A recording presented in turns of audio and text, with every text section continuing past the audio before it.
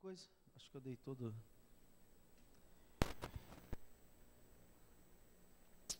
Você pode abrir a sua Bíblia comigo no Evangelho de Mateus, capítulo 5, versículo 8. Você sabe, a minha esposa está ausente, porque lá em casa ela trabalha e eu oro, né? Mas também trabalha em oração. Às vezes me dá uma pena, porque eu vou levá-la lá no aeroporto, ela trabalha na Infraero, e às vezes um tremendo domingo como hoje, né? Nós almoçamos juntos, e a turma toda foi levar, a família toda levar ela lá.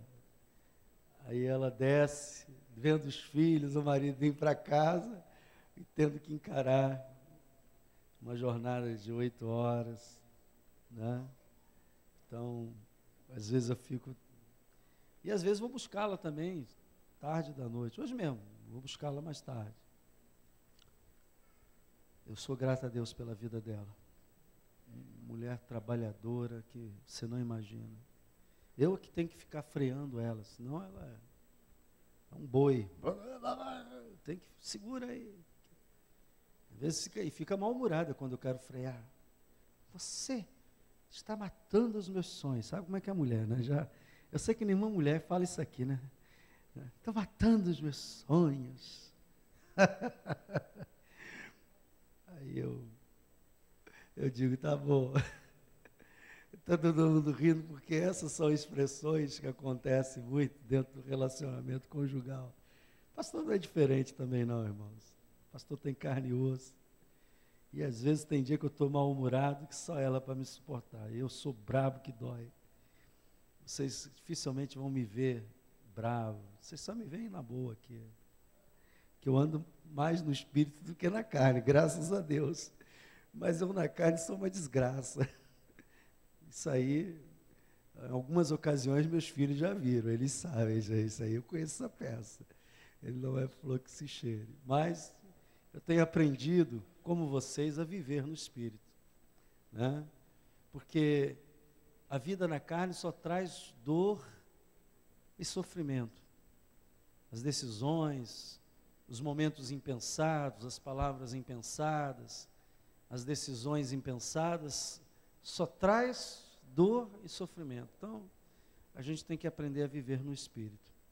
Eu quero ler esse versículo que está aqui em Mateus 5, 8, onde está falando sobre a bem-aventurança, que diz assim: bem-aventurado os limpos de coração, porque verão a Deus. Oremos. Pai, ajuda-me a ministrar esta palavra, que ela possa abençoar a mim, o teu povo, e nos orientar segundo a tua vontade, Pai.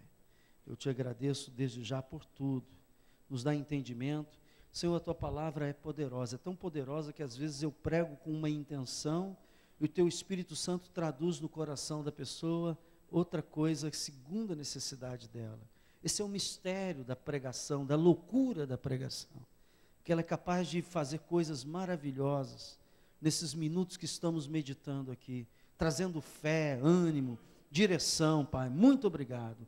Eu te agradeço em nome de Jesus. Amém.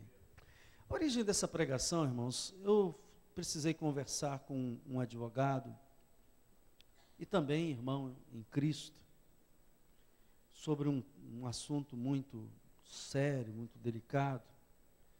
E quando da nossa conversa, eu estou no Evangelho há muitos anos já. Eu tenho mais de 35 anos de crente.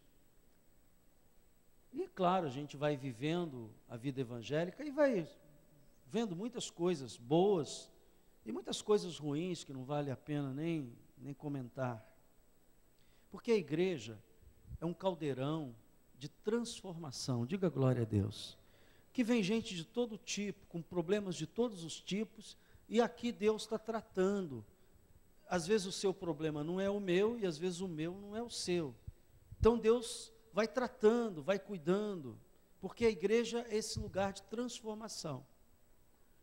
Mas sabe, há uma diferença muito grande entre uma pessoa que quer ser transformada e uma pessoa que não cede a isso. Conversando com este homem, ele era um homem tão amargurado, tão cheio de fel, tão cheio de críticas terríveis, críticas violentas, críticas que não merecem nem você falar, porque só a fala da crítica já é muito ruim, tecendo comentários sobre A, sobre B. Eu falava de um líder, ele falava de outro líder, ele falava de outro, e ele não conseguiu emitir uma palavra positiva praticamente sobre ninguém, porque nós sabemos que todos têm defeitos. É verdade isso? Eu digo amém. Quem é que não tem defeito aí? Qual é o santo que diz, eu não tenho defeito? Todos nós temos defeito. O problema é que não adianta você ficar nomeando os defeitos das pessoas, ou alardeando. E ele falou tantas coisas ruins, sabe quando você sai de uma conversa pesado, saí pesado, disse, meu Deus, o cara não falou nada que pudesse assim edificar, amargura, inveja, tudo dali eu vi naquele coração. Eu tive a impressão, irmãos, que eu estava conversando com o próprio Satanás. Dá para entender isso? Diga amém. Era um irmão na fé, mas tão contaminado, que as palavras dele parecia que era veneno que estava saindo da sua boca.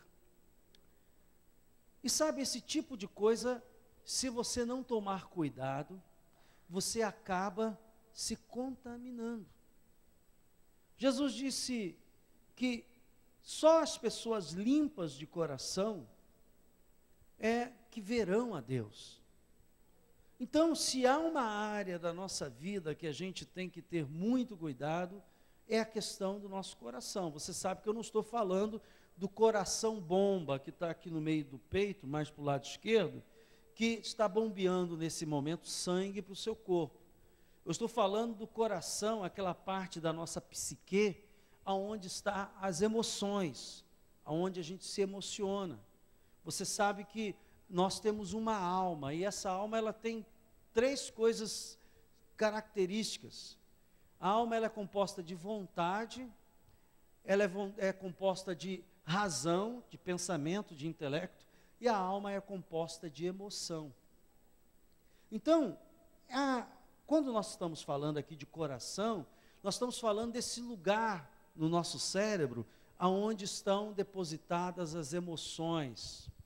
E eu quero deixar isso bem claro, porque, claro, a emoção, ela manda estímulos para o corpo. Uma pessoa emocionada, a tendência é os seus batimentos cardíacos aumentar. É verdade isso? Diga amém. Porque a emoção, ela influencia em todo o nosso ser. Então, a primeira coisa que eu quero falar aqui esta noite é que o nosso coração é terra fértil para todo tipo de semente. O nosso coração é o lugar que, se você plantar qualquer tipo de semente, nasce.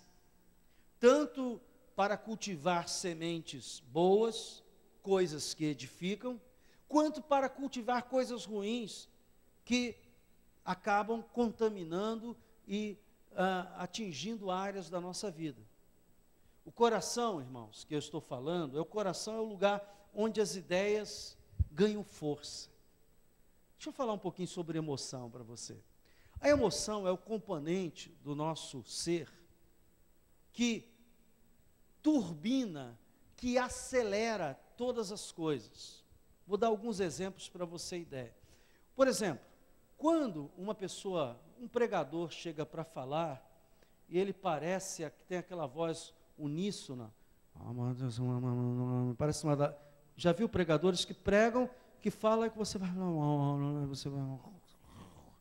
Daqui a pouco você volta e ele está...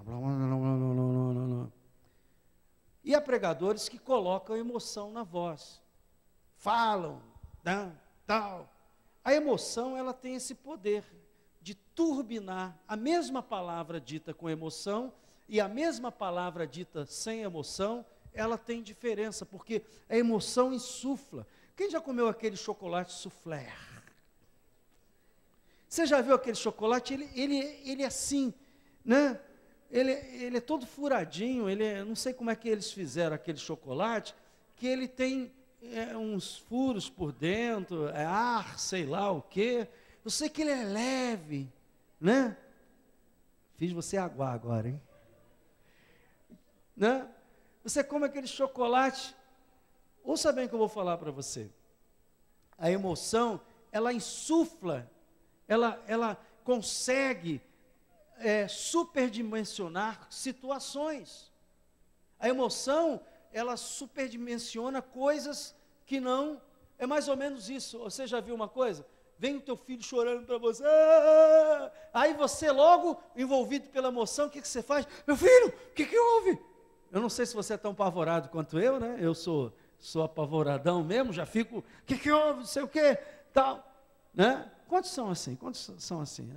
Eu também sou assim, né? Já, porque a emoção, ela insufla, e às vezes você quando chega, o que foi? Ele tomou a minha bala. Mas aí você já disparou, já acelerou. Porque a emoção tem esse poder de insuflar as coisas.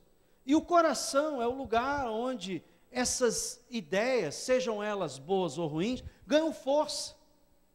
Olha, irmãos, às vezes um discurso inflamado, né? Às vezes uma palavra inflamada, envolve muito. Uma das coisas que no ramo de direito, quando você vai fazer uma defesa oral, e que o juiz ainda não chegou com... Porque normalmente o juiz já vai com a ideia dele pronta. Você fala igual uma besta lá, fala, mas ele não muda, porque ele já veio com a sua sentença pronta. Mas acontece, às vezes, que o juiz não preparou a sentença, e que ele vai dar o sine die. Que sine die significa que ele vai decidir, vai dar a sentença depois. E aí você tem a oportunidade de influenciar, né? E aí a oratória com emoção, ela mexe muito. No tribunal do júri isso é essencial, porque quem condena ou quem absolve são os jurados. O juiz só aplica a pena quando a pessoa é condenada. Então, você fala para aquelas 7 pessoas que vão decidir o destino da vida de outra pessoa, o tribunal do júri. Então, o advogado, ele consegue, com emoção, muitas vezes, distorcer, acrescentar, tirar, né? E esse é o trabalho. Se você assistir agora, durante esses dias, as defesas estão sendo feitas lá no Supremo Tribunal Federal a respeito do mensalão, você vai ver advogados inflamados. Que isso? Que é inocente? Que é isso? Inocente, embolsou dinheiro para caramba. E o advogado está lá falando que é inocente. Então, a emoção, elas fazem as palavras ganhar força, né? A emoção fazem as tentações ganhar força também. Você sabe que muitas pessoas são tentadas, né? Outro dia eu até que falei aqui, tinha uma música do Mundo, do Tim Maia, assim,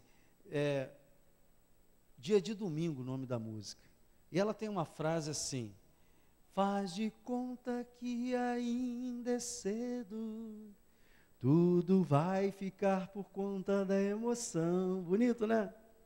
Vai deixar tudo por conta da emoção para ver onde é que você vai parar. Vai entrar adultério, vai entrar uma série de coisas que você vai deixar a emoção tomar e depois você vai pagar o ônus da emoção estar no controle. Eu tenho ensinado aqui que a emoção não é boa conselheira. O bom conselheiro, a boa conselheira é a razão. Pessoa que vive tomando decisões em cima da emoção, normalmente está no buraco. Porque a emoção um dia está lá em cima e outro dia está lá embaixo. E você toma uma decisão debaixo da emoção, acaba tendo problema. Mas no coração, os medos também ganham força. Eu falei aqui esta manhã que eu estava com os documentos do carro, não estava em dia, porque precisava fazer a vistoria, eu tinha até pago, mas é aquela psique, vou lá no Detran, enfrentar 4 horas, aquela coisa toda, né? E aí, toda vez que eu passava numa blitz, né? O coração acelerava, se mandar eu parar, vai rebocar o carro, porque os documentos estão todos vencidos. Eu sei que ninguém aqui tem o documento vencido, só o pastor. E aí, né, quando passaram, até que um dia, Costa, PM com aquele bom humor que é peculiar a eles, né? Habilitação, documento do carro. Eu peguei a habilitação, dei, documento do carro, não tem. Quê? Não tem. De quem é esse carro? Da minha mulher. Aí eu peguei, tinha um documento velho, né? Isso aqui, ó. Aí ele olhou, nós vamos ter que rebocar o seu carro. Isso é a dica para você entrar com dinheiro, né? Você sabe disso. Aí eu disse, tudo bem, Duralex, Sedilex. Aí ele ficou olhando para mim, lei é dura, mas é lei. O senhor deu sorte. Eles inventam umas blitz que não existe, né? Se tiver algum policial aqui, me perdoe, mas essa é uma classe terrível de lidar. A gente sabe dos macetes que tem atrás de tudo isso. E eu que sou advogado, então, estou cansado de lidar com isso. Aí, o senhor deu sorte que o reboque não está aí. Eu disse, não, essa multa é 191, ainda dá o valor da multa, né? Para você já diminuir nos custos, é melhor pagar 20 prata, 30 prata, ou até 50 prata aqui, e, né, essa é... Aí eu disse, felizmente minha mulher vai ter que buscar o carro no depósito. Aí ele meteu a caneta, multou legal, e eu dizendo, obrigado, Jesus, por esse PM tão bondoso, que só me deu a multa.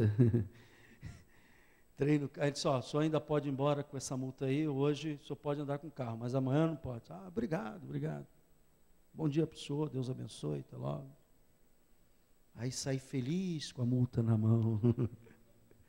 Porque ele podia ter rebocado o carro realmente. Irmão.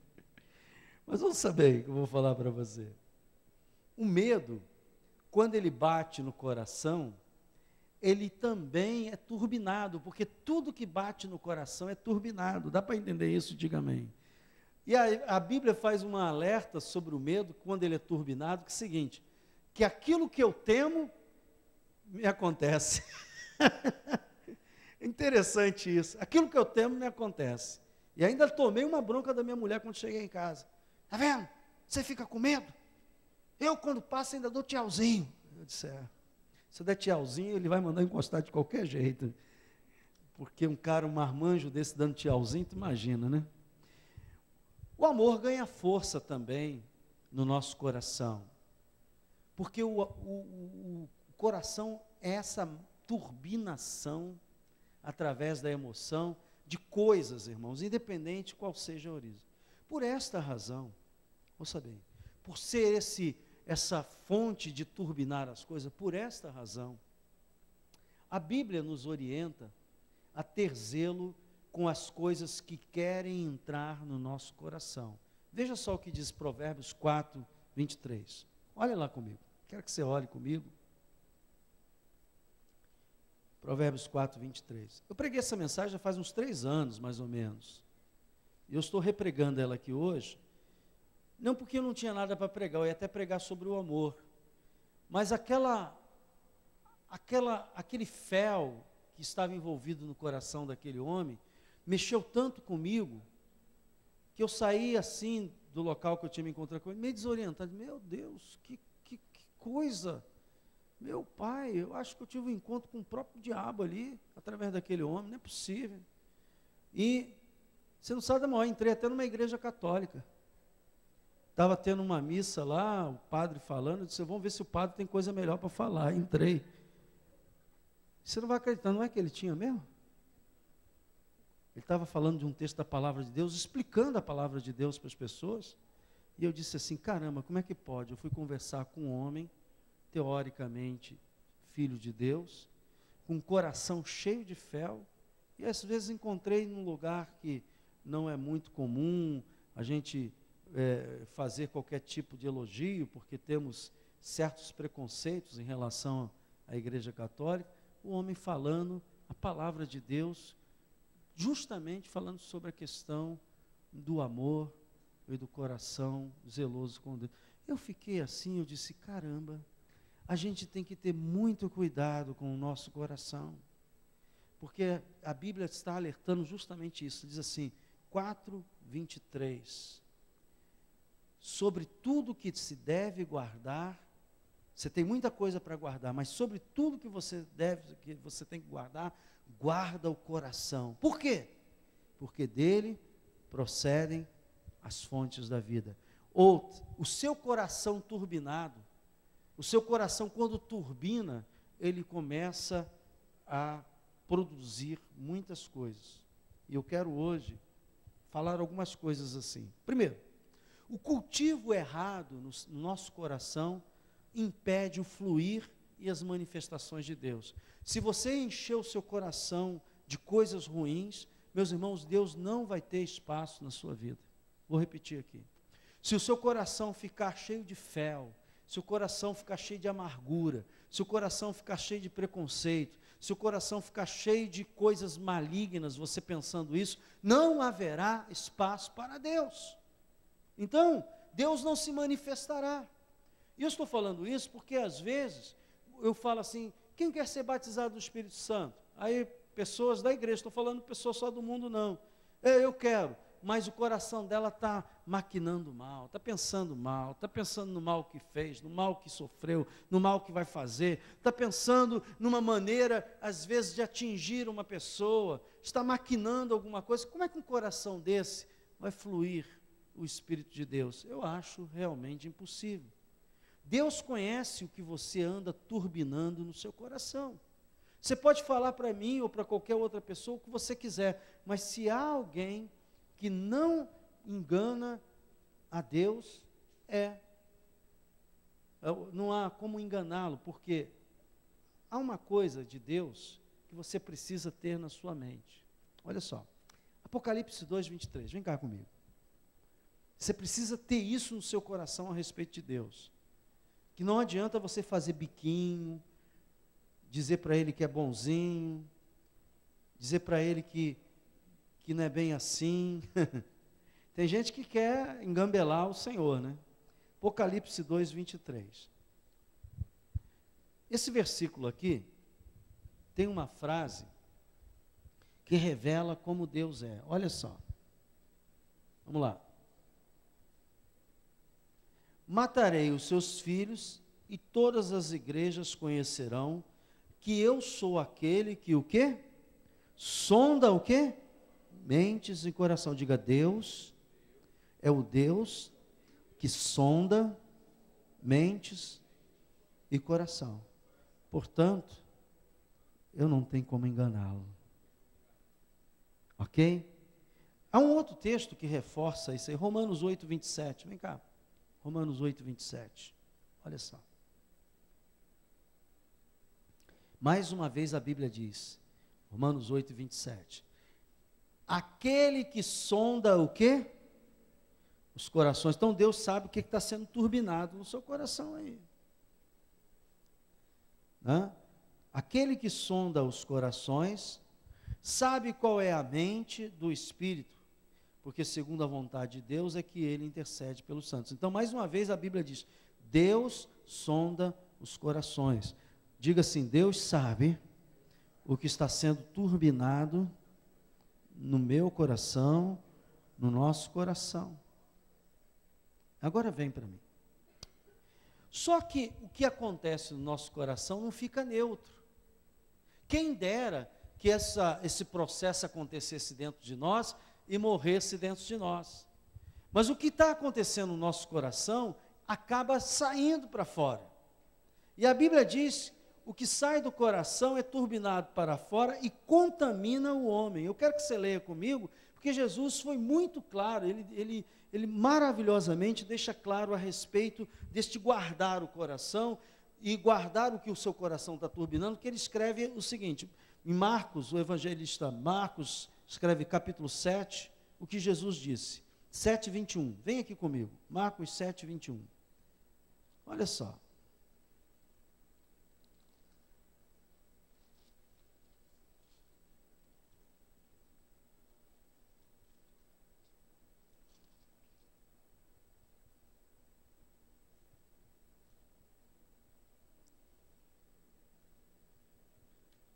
Esquece que eu falei Marcos? Esquece que eu falei Marcos? E vem comigo aqui a um texto que é mais amplo. Deixa eu ver, Marcos. Ah, isso mesmo. É isso mesmo. Irmão, sabe o que é? Seu pastor está ficando velho. Eu estou tentando encontrar Marcos e Mateus. É um pouco difícil, só por revelação. Marcos 7, 21. Olha só. Diz assim, porque de dentro do coração, você sabe quem é que está falando aqui? Jesus. Jesus é que está nessa fala. Porque de dentro do coração dos homens é que procedem o quê? Os maus desígnios. A prostituição, os furtos, os homicídios, os adultérios, a avareza, as malícias, o dolo, a lascívia, a inveja, a blasfêmia, a soberba e o quê? A loucura. Ora, todos esses males vêm de onde? De dentro. E isso o quê?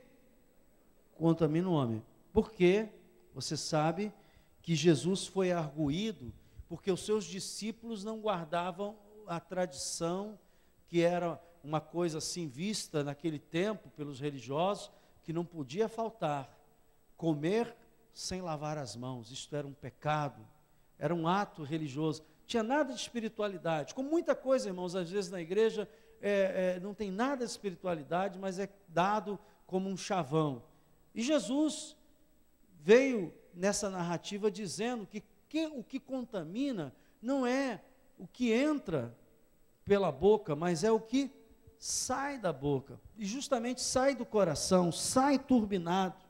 Então, ouça, a impureza impede a resposta do fluir de Deus. E eu vou dizer mais uma coisa para você aqui, muito importante. O teu coração turbina o teu tesouro. O que você tem no coração? Não fique pensando em você que o que você tem no coração não vai sair para fora. Vai. Você vai deixar escapar nas entrelinhas, você vai deixar escapar nas atitudes, você vai deixar escapar. Como este homem, ele estava falando comigo, ele não estava percebendo o quanto ele estava carregado de tristeza, inveja, sei lá o quê, toda sorte de males. Eu fiquei assim impressionado, e eu fiquei escutando, porque simplesmente eu comecei a tratar um assunto com ele, e ele mudou o itinerário da coisa, e começou a falar outra. Por isso eu entendi que era Satanás, usando a boca dele, para tentar me contaminar. E ele, claro, sem perceber que estava tentando fazer isso, fazia. Mas a Bíblia diz aqui, Mateus 6, 21, porque onde está o teu tesouro, aí estará também o teu coração. Então, queria que você pensasse comigo a respeito dessa coisa. O que é valioso para você que o teu coração precisa turbinar? Pergunta é, onde estão as coisas, ou o que são as coisas valiosas que estão dentro de você, que estão dentro do seu coração?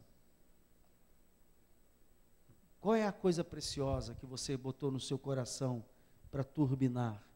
Porque a gente faz questão de turbinar as coisas ruins. Não gostei, não fui com a tua cara, não é o que eu quero. A gente sempre turbina mais as coisas indigestas.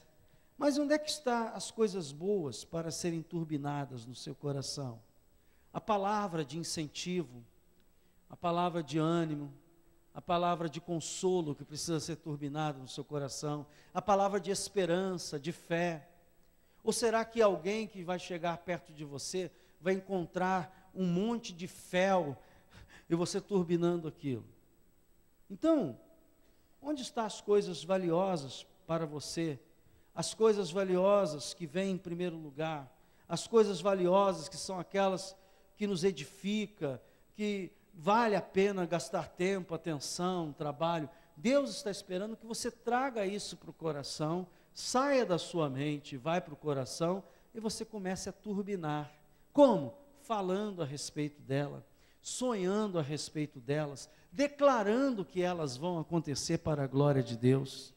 Então não deixe o fel sair, mas deixe sim o seu coração turbinar aquelas coisas que edifiquem. Há um texto na Bíblia que diz que se alguém tem que falar, fale para edificar, diga glória a Deus. Então, nós temos que de vez em quando perguntar, o que eu tenho turbinado na minha vida? Se a sua resposta for, é o tesouro valioso, é algo de grandeza, então continue a turbinar. Mas se você porventura está percebendo que o seu coração está turbinando coisas que estão contaminando a sua vida, que está entristecendo a sua vida, que está entristecendo quem está ao seu lado, então pare e diga: Deus, me cura disto. Diga: Deus, me cura dessa ferida que eu estou falando e nem estou percebendo, me cura disto. Não deixa eu extravasar além.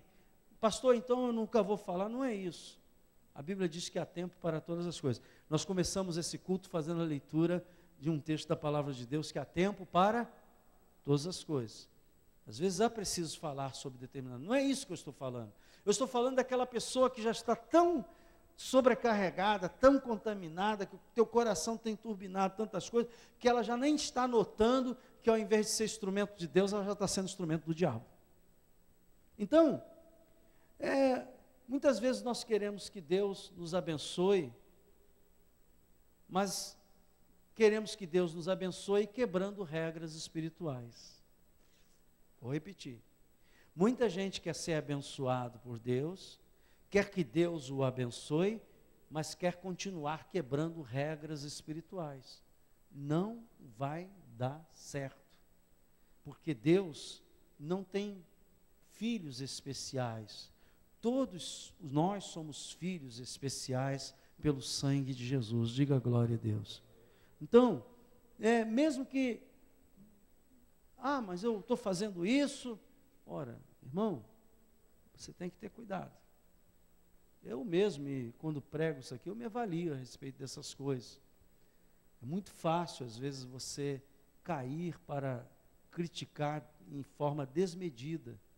E eu fico, meu Deus, me dá um equilíbrio, que eu não fuja da verdade, mas que eu, em nome da verdade, faça alguma coisa para destruir, mas que seja para construir. Dá para entender isso? Diga glória a Deus.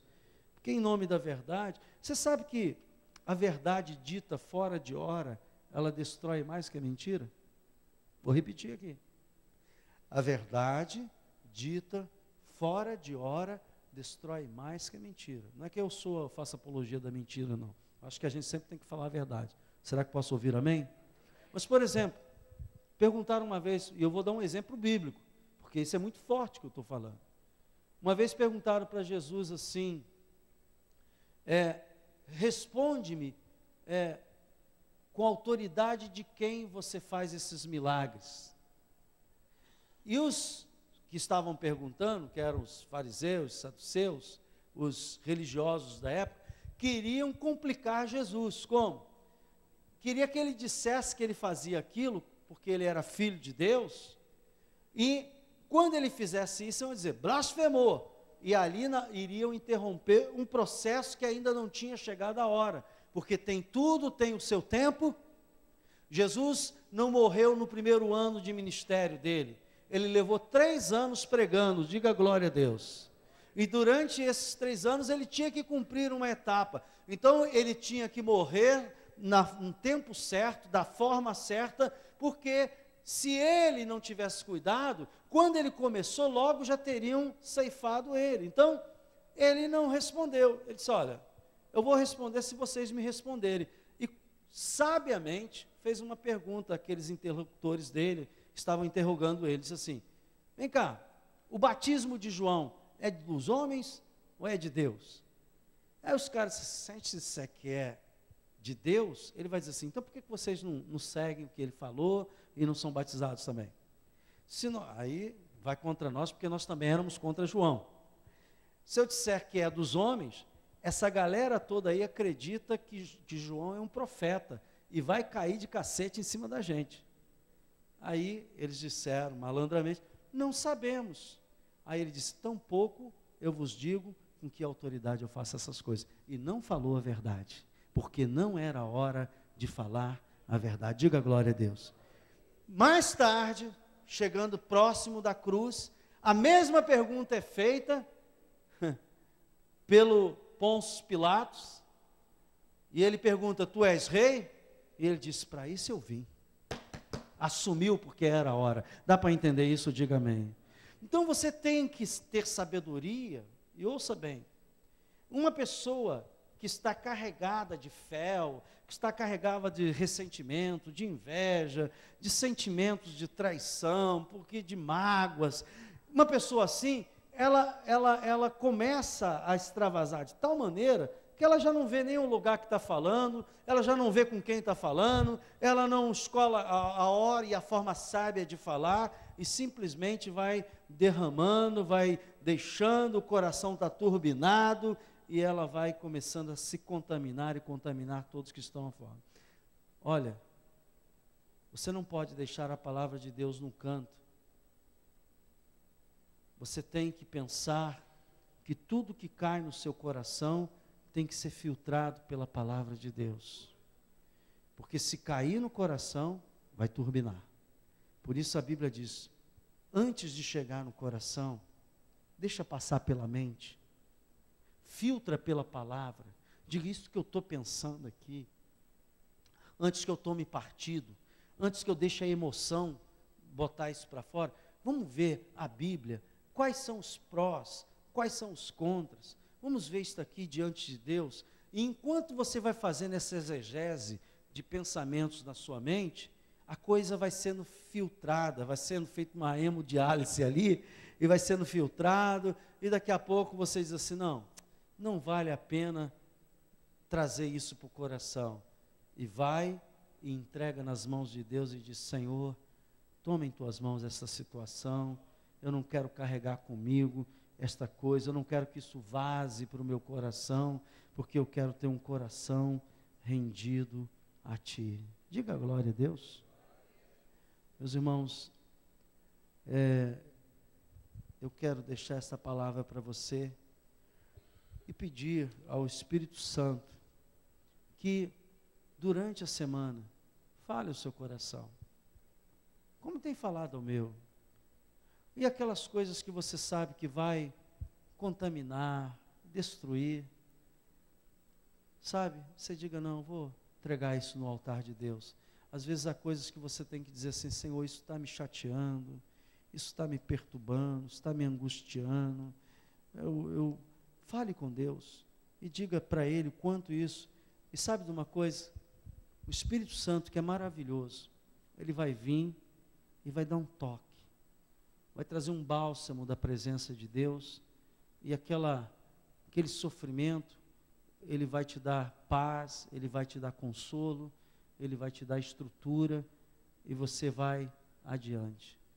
Sobre tudo que deve guardar, guarda o teu coração. Eu tenho algumas coisas que faz com que as coisas rapidamente vão para o meu coração. Outro dia eu falei aqui que uma das coisas que mexe muito comigo é a injustiça. Se você me xingar, eu não fico ofendido. Eu não fico ofendido por muitas coisas. Não mexem comigo, não me alteram, não tocam, de forma nenhuma, irmãos, estou falando sério. Nenhuma, não, meu coração nem... Mas quando eu vejo uma injustiça, sabe aquele atalho para o coração? A minha tendência é logo ficar inflamado. E eu tenho ao longo dos anos pedido a Deus sabedoria, diga sabedoria, para lidar com isso. Estou falando de uma coisa pessoal. Mas cada um sabe aonde aperta o seu calo. É verdade isso? Diga amém. Cada um sabe aonde está a sua fraqueza. Então hoje, quando eu recebo uma notícia de injustiça, eu me lembro de algumas coisas. Eu me lembro da palavra de Deus que diz: há mais sabedoria em ouvir do que em falar. Eu me lembro da palavra de Deus que a gente tem que ter a palavra branda desvia o furor. Eu me lembro de algumas coisas de direito, o Espírito Santo me lembra, que eu não posso criar juízo sem ter ouvido as duas partes. Né? É muito fácil. Eu vou contar uma coisa para vocês que é um segredo. Às vezes eu recebo uma pessoa, um homem, uma mulher, no gabinete, aí fala: meu marido é assim, minha mulher é assado. Ok. Aí depois que a pessoa fala, esvazia, o pastor está ali para, com maturidade, ouvir e aconselhar. Aí eu falo assim: agora, você vai pedir para o seu marido, ou vai pedir para a sua mulher, vir falar comigo. Aí vem o outro falar: normalmente, o boi não é tão feio pintado como foi pintado pelo outro. Aí eu escuto. Eu digo: agora eu quero falar com os... Normalmente a história muda. Por quê, pastor? Porque debaixo de emoção, turbinado pela emoção, a nossa avaliação não é a melhor, não é a mais perfeita, não é a mais clara. Pastor, como é que eu vou ter uma avaliação boa e perfeita, que não seja engendrada ou envolvida pela emoção? Lâmpada para os meus pés é a tua palavra e luz para o meu caminho. Filtre isso com a palavra de Deus. Julgue aquilo ali pela palavra de Deus. Examine a palavra de Deus. E tenha coragem também para saber que o fato de uma pessoa ter cometido um erro não significa que ela não tenha chance de ser restaurada, não significa que ela pode acertar de uma outra vez. Diga glória a Deus. A gente sabe disso. Então, a gente tem que ter a paciência de, às vezes, esperar. Claro que eu não vou ficar esperando a vida inteira. Há um momento que a gente tem que tomar decisões. Dá para entender isso? Diga amém. Mas eu também tenho que ter o cuidado de não ser levado pelo coração enganoso. Eu tenho que ser levado pela palavra de Deus certa na minha mente. Claro que tem um dia que você vai ter que usar disciplina, que você vai ter que fazer isso. Irmãos, o que eu estou tentando dizer é que antes de uma decisão, antes de filtro. E se lá, depois de passar pela palavra de Deus, você ponderar e dizer assim: não, isso aqui não é fruto, eu não estou tomando essa decisão como fruto de uma emoção ou de uma forte emoção. Eu estou tomando essa decisão orientado pela palavra de Deus. E aí, com serenidade. Por quê? Mais tarde, quando você tiver passado daquilo e se lembrar, diz: não, naquele momento eu me guiei pela palavra de Deus e certamente Deus vai abençoar. Eu não conheço ninguém que decida a sua vida pela palavra que viva mal. Amém? Então, só que a palavra... Deixa eu falar uma coisa para você. Muitas vezes os direitos se colidem na Constituição. Por exemplo, os direitos individuais, que são aqueles direitos personalíssimos, aqueles direitos que está ligado à pessoa, se colide com direitos do Estado, na própria Constituição Federal. Por isso que há juízes, por isso que há tribunais, porque quando esses direitos se colidem, eles vão à presença do judiciário para lá definir qual o direito que vai prevalecer. Quer ver um negócio injusto para caramba, mas que prevalece o Estado? Você já ouviu falar de desapropriação? Já pensou, tu está vivendo na sua casa, tranquilamente, anos ali, sua casinha própria, e de repente, não estou fazendo campanha política não, viu, irmãos? O prefeito vai e assina lá uma lei de desapropriação em nome do bem-estar de toda a sociedade, porque ali vai passar, que é o caso aqui da Via Carioca, vai passar uma via, então está havendo desapropriação de casas, a demolições de casas, e a pessoa que não tinha nada, estava de repente, ela é notificada que a casa dela vai ser demolida, que a casa dela, o governo está pagando o preço que ele acha adequado e que a partir Você já parou para pensar? Não parece injusto isso? Né? Então está um direito do Estado engolindo um direito da pessoa. Direito de propriedade que a pessoa tem está sendo suprimido pelo direito do Estado de, em nome da sociedade, desapropriar aquilo ali. Estou mostrando para você. Às vezes, um direito pessoal da pessoa sobrepõe o Estado. Por exemplo, nós temos situações em que as pessoas sofreram injustiça pela própria justiça de uma condenação errada, uma condenação criminal. Aí o cara entra com uma ação contra o Estado, pedindo, né, que seja ele ressarcido de toda aquela violência da prisão injusta. Nós já tivemos situações de 2 irmãos recentemente. O irmão criminoso usou o documento do irmão que não era criminoso. Aí um dia pegaram o camarada: se você está com um pedido de prisão. Mas eu nunca cometi crime. Foi preso e passou um tempo na prisão, mas era o irmão dele que tinha cometido o crime. E quando foi preso na ocasião, foi preso com os documentos do irmão. Foi solto, ficou esperando o julgamento, sumiu, foi julgado, condenado à revelia e tinha um mandado de prisão. O irmão dele não sabia de nada. Agora, claro, ele vai entrar com uma ação contra o Estado, porque o Estado não pode privar alguém da sua liberdade de uma forma estúpida dessa, sem ter a confirmação de que aquilo era verdade. Então, vai prevalecer agora na justiça, né, o pedido deste homem de indenização ao Estado por essa ilegalidade.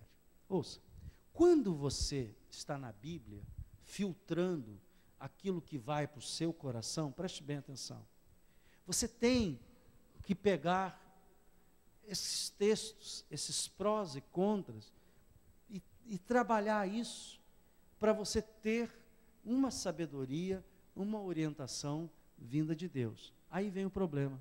A maioria dos crentes não lê a Bíblia. A maioria dos crentes não vem para o estudo bíblico de domingo, de 9 às 10, aqui na igreja, ou de outra igreja qualquer. Não tem nenhum tipo de atividade que ele exerça o seu conhecimento bíblico. Aí fica perdido. Claro, procura o pastor. Aí o pastor no gabinete pastoral, às vezes dá uma orientação, pelo menos aqui a gente procura dar uma orientação segura. Não posso falar pelos outros. Mas ouça, é muito comum para mim como pastor frustrante. Olha, faz assim, bota esse pé aqui, faz assim e faz assado. Aí você diz: puxa, obrigado, Jesus, pelo conselho que eu dei a essa pessoa. Ela sai dali e faz tudo diferente que você mandou. Sabe por quê? O coração dela está tão turbinado, aquilo não foi trabalhado no coração dela, e acabou que ela prevaleceu toda aquela contaminação. O pastor não sabe porque ele não está na minha situação, ele não sabe como é que é fulano, ele não sabe como é que é ciclano, e aí perde a grande oportunidade. Mas quando você pega os prós e os contras das Escrituras e começa a trabalhar na sua mente, aquilo vai sendo filtrado e trabalhado. Alguém aprendeu alguma coisa aqui esta noite? Bem, então vamos ficar de pé, vamos agradecer a Deus. Põe a mão no seu coração, como um ato de fé e simbolismo, e diga assim: Senhor Jesus, guarda o meu coração. Não permita, Deus, que o meu coração seja contaminado por aquelas coisas que vão destruir a minha vida, o meu testemunho, que vão destruir, Senhor, e fazer eu perder às vezes a credibilidade. Guarda o meu coração. Senhor, me dá a mente de Cristo, que a minha mente, Senhor, esteja envolvida com a Tua palavra, de tal forma que eu filtre as coisas que chegam. Às vezes escutamos, ó Deus, ouvimos tantas coisas ruins que entram dentro de nós, e Senhor, às vezes, descuidando, isto acaba caindo no coração, saindo pela boca. A Tua palavra diz que a boca fala do que o coração está cheio. E às vezes o nosso coração está cheio, Senhor, de fel, de veneno, de ressentimentos, de mágoas, de ódio. E acaba que a gente vai contaminando a nossa vida, Senhor, e vai contaminando a vida dos outros também. Por isso, Senhor, guarda o meu coração. Dá-me um coração segundo o teu coração. Como Davi, Senhor, que tinha um coração segundo o teu. Dá um coração, Senhor, que turbine o teu reino. Um coração que turbine esperança. Um coração que turbine fé, amor. Um coração que expanda, Senhor, o teu reino. Um coração que edifique as pessoas. Que, Senhor, essa terra seja uma terra fértil para o bem, Senhor. Uma terra fértil para edificar, para chamar à existência as coisas boas. Pai, guarda o nosso coração na tua presença. É o que eu te oro e eu te peço em nome de Jesus. E que o povo de Deus diga amém e amém. Irmãos, vamos em paz, que Deus abençoe a todos, rique e abundantemente.